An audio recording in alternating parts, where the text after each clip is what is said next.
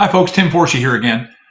You know, one of my favorite actors from the 70s and the 80s is good old Carl Malden. Of course, he goes back even farther than that.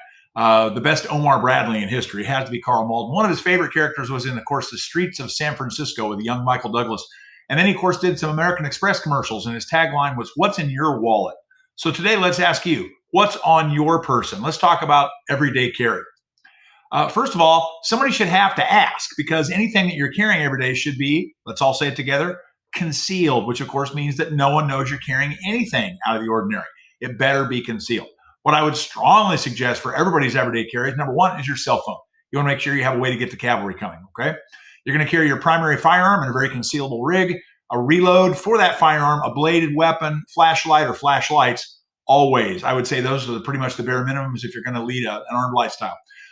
Sometimes, if your dress or where you are allows you to do so, I would say your next level would be a multi-tool, perhaps even a backup gun, individual first aid kit, which should always include a cat-style tourniquet, an Israeli bandage, and some quick clot.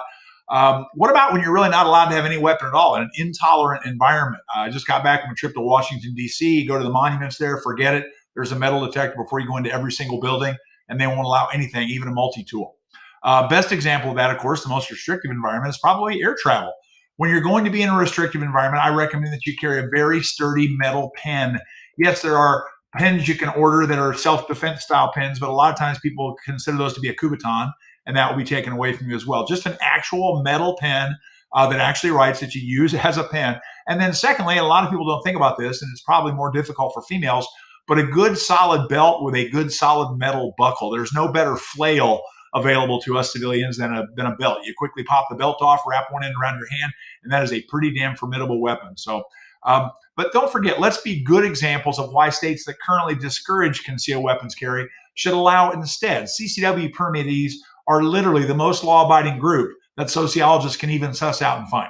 So let's continue to demonstrate that every day. Be model citizens. Be the people that don't ever do the wrong thing. Let's all strive towards that. All right, great. Thanks for tuning in. Stay safe.